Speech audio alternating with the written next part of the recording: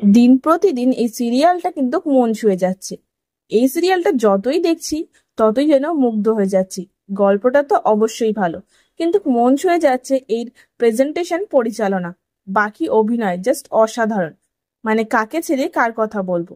প্রতীক তো দুধে অভিনেতা, ওনাকে নিয়ে কিছু বলারই নেই, জাস্ট ফাটিয়ে দিয়েছে।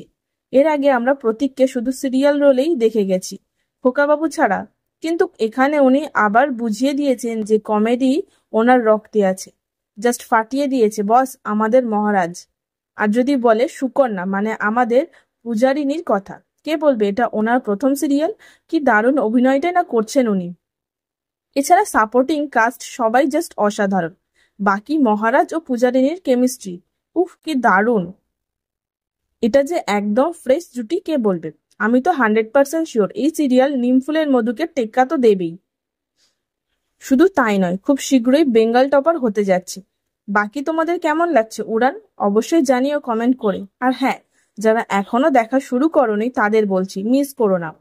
খুবই একটা ভালো সিরিয়াল, দেখো ভালো লাগবে। প্রতিদিন রাত 8টায় শুধুমাত্র স্টার জলসায়।